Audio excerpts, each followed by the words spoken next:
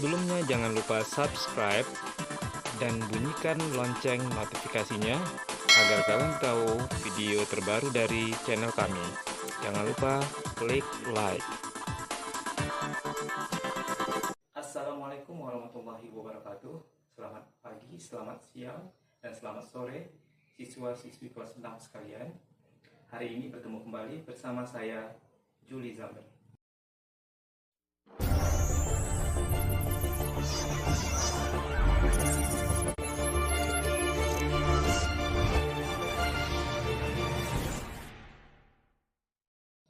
Bagaimana kabar kalian hari ini?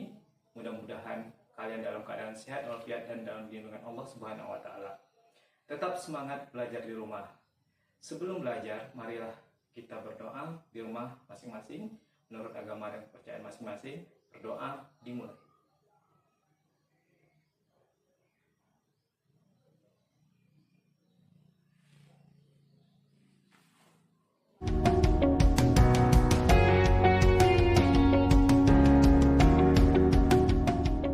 Selanjutnya, jangan lupa untuk menjaga kesehatan, jaga diri dari virus COVID-19 dengan cara selalu menggunakan masker jika keluar rumah dan keluar rumah jika diperlukan saja. Tetap menjaga jarak, rajin mencuci tangan, makan makanan yang bergizi, istirahat yang cukup, dan juga minum air putih 8 gelas sehari. Baiklah, pada hari ini kita masuk ke tema 4. Kita berfokus kepada pembelajaran ilmu pengetahuan alam atau IPA. Tujuan kalian belajar pada hari ini adalah sebagai berikut.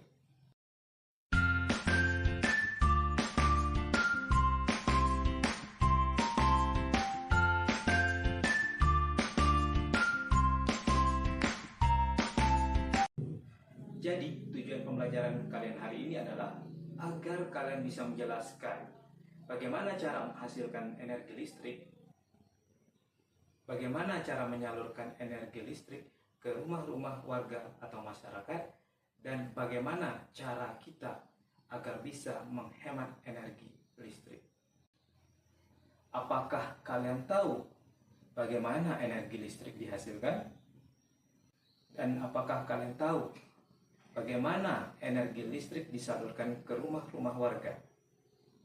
Dan apakah kalian tahu bagaimana cara kita menghemat energi listrik? Ada baiknya kalian saksikan penjelasan berikut.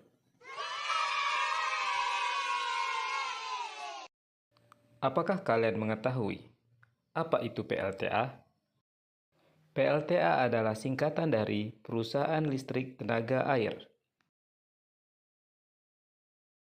Sebenarnya, masih banyak pembangkit yang menghasilkan energi listrik selain dengan tenaga air.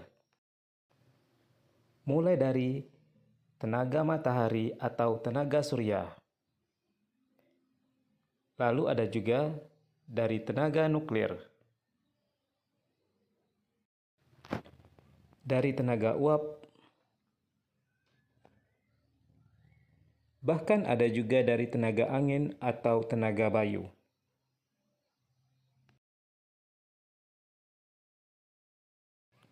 Namun, untuk contoh kali ini, mari kita lihat energi listrik yang dihasilkan dari tenaga air. Berikut contoh listrik yang dihasilkan dari tenaga air. Ada baiknya kita mulai dari proses yang sederhana berikut, yaitu energi listrik yang dihasilkan pada proses mikrohidro. Proses pada mikrohidro sama dengan PLTA, namun yang membedakannya, tenaga mikrohidro ini lebih kecil daripada PLTA. Mari kita lihat gambar berikut. Terdapat aliran sungai yang mengalir dengan kemiringan 25 derajat. Lalu tersedia juga kincir air, dinamo atau generator atau turbin, kemudian transmisi atau kabel ke perumahan warga. Di sini, air harus mengalir dengan kemiringan 25 derajat agar aliran air sungainya deras. Semakin cepat aliran air sungai, maka semakin besar pula energi listrik yang akan dihasilkan nanti. Perhatikan dengan seksama gambar tersebut. Yang pertama, aliran air. Aliran air sungai menjadi sumber energi dalam proses energi listrik pada mikrohidro. Seperti yang dijelaskan tadi, saluran air biasanya dibuat miring agar air mengalir lebih deras. Kemiringan saluran air sekitar 25 derajat.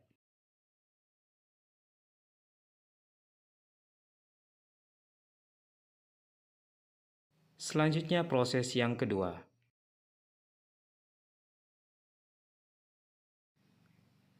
Tenaga dari air menggerakkan kincir air. Kincir air ini berfungsi untuk mengubah energi potensial air menjadi energi gerak atau energi kinetik. Putaran kincir air dihubungkan dengan generator atau dinamo untuk menghasilkan energi listrik. Selanjutnya, untuk proses yang ketiga, penghubung kincir air dengan generator dapat menggunakan sabuk, roda gerigi, atau dapat dihubungkan langsung pada poros kincir air dan generator. Selanjutnya, proses yang keempat adalah pada dinamo, turbin, atau generator. Fungsinya adalah untuk mengubah energi gerak menjadi energi listrik. Energi listrik yang dihasilkan oleh turbin, generator, atau dinamo kemudian disalurkan ke rumah warga melalui kabel atau jalur transmisi. Jadi, fungsi saluran transmisi adalah merupakan saluran penyalur energi listrik ke konsumen atau ke perumahan atau ke rumah-rumah warga. Lalu, bagaimana pula proses yang terjadi pada PLTA? Aliran air sungai atau waduk memiliki energi kinetik yang mampu menggerakkan atau memutar turbin dan generator atau dinamo, sehingga mampu menghasilkan energi listrik yang kemudian disalurkan melalui kabel atau jalur transmisi, yang kemudian juga melalui kabel listrik yang berada di atas tiang listrik di daerah sekitar kita, lalu mengalir ke rumah-rumah warga.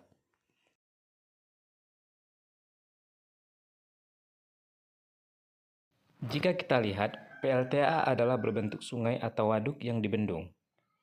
Fungsi bendungan adalah untuk menaikkan permukaan air, cipta air yang jatuh dari ketinggian, sehingga mampu menggerakkan kipas turbin. Selain itu, bendungan juga untuk menyimpan air, sehingga energi air untuk memutar turbin tetap ada.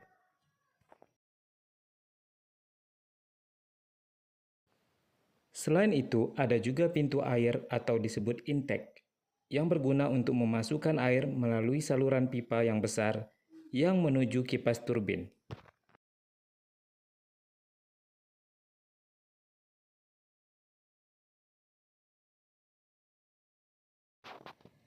Air yang mengalir deras dari pipa menjadi energi mekanik yang memutar turbin.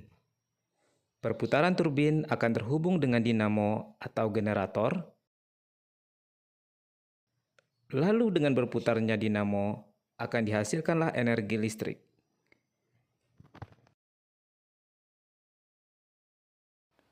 Lalu energi listrik akan singgah terlebih dahulu pada trafo.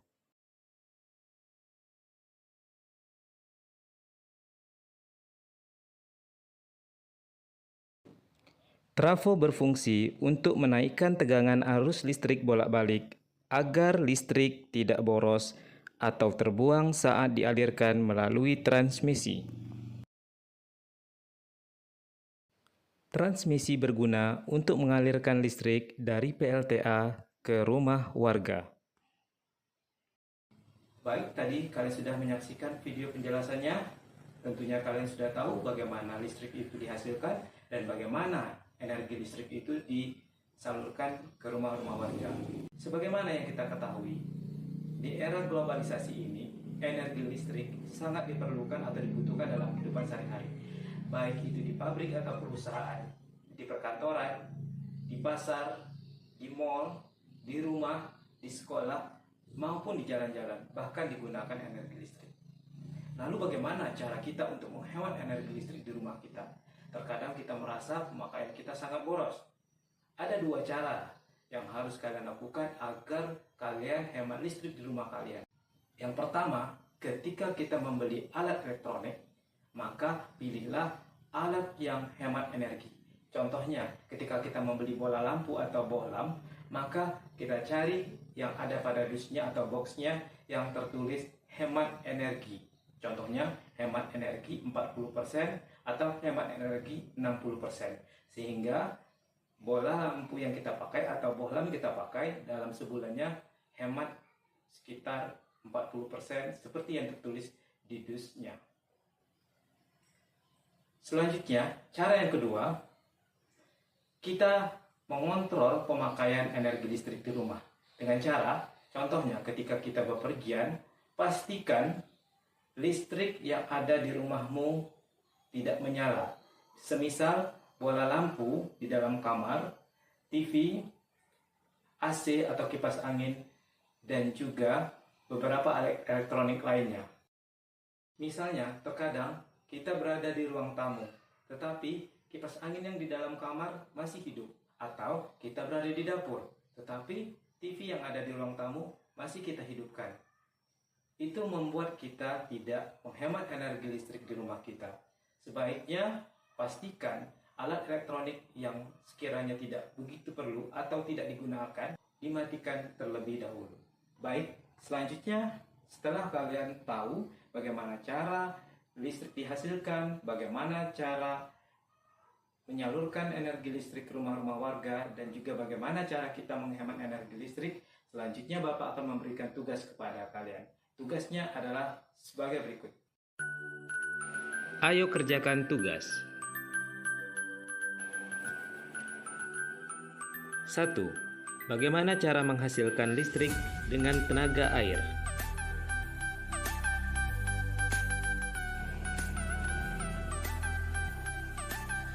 2. Bagaimana cara listrik disalurkan ke rumah warga?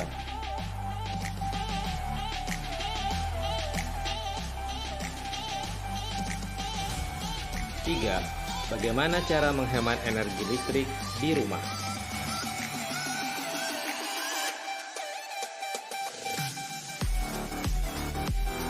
Dan yang keempat, mengapa kita perlu menerapkan hidup hemat listrik?